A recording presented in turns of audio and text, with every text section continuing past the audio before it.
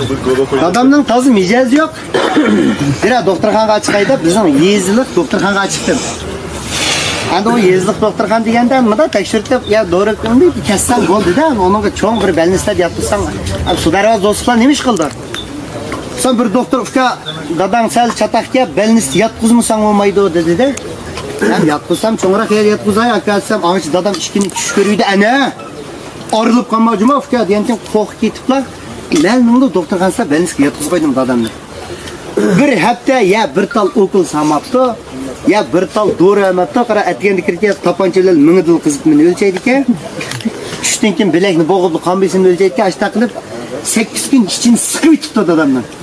Hakikaten doktorxon bo'lamdi bu, deblar. Hech kapti degina uydan. Doktorxondan uyga yin kapti. Dadam kelib 20 minutdan bir sestra qizdan telefon keldi dadamga.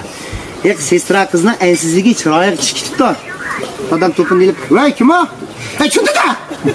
Soramazsınız! Bir doktorxonada bir sakidim da! Voy, nakiyatdan şuraya çıktım, ne demiyorum bulağa? Ben de doktorxonada bir sakidim! Voy, besim ketdi da meninki! Ne demiyorum bulağa?